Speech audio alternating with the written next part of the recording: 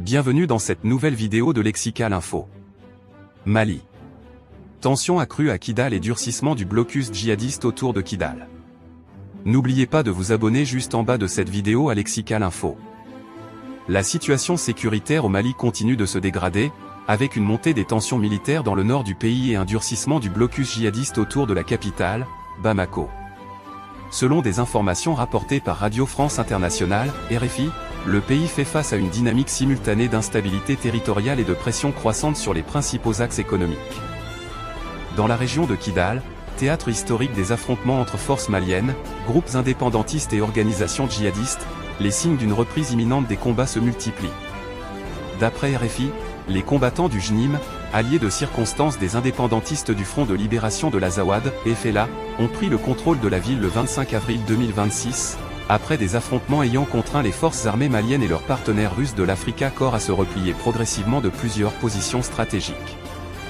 Le retrait du camp de Tessali, puis les mouvements observés à Aguelok et dans d'autres localités de la région, illustrent une reconfiguration militaire en cours.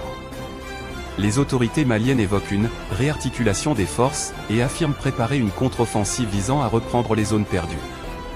Toujours selon RFI, un cadre militaire du FLA estime que les combats vont reprendre bientôt, traduisant un climat de forte tension et d'incertitude. Sur le terrain, la situation reste volatile. Si certaines positions ont été abandonnées ou réorganisées, des unités de l'armée malienne demeurent actives dans plusieurs camps de la région de Kidal. Des opérations logistiques et des livraisons de matériel ont également été signalées, notamment par hélicoptère, ce qui suggère une volonté de maintien de la présence militaire malgré les reculs récents. Dans le même temps, Bamako et ses environs sont confrontés à un durcissement du blocus imposé par les groupes djihadistes du JNIM depuis le 30 avril 2026.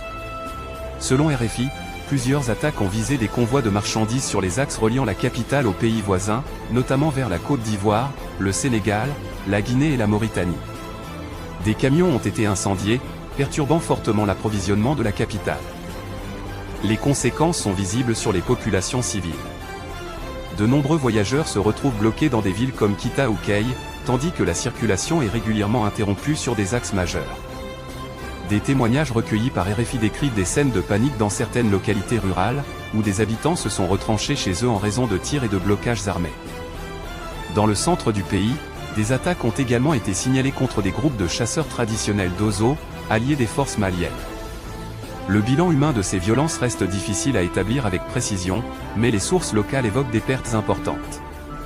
Malgré cette escalade sécuritaire, l'état-major malien affirme poursuivre ses opérations contre les groupes armés, tout en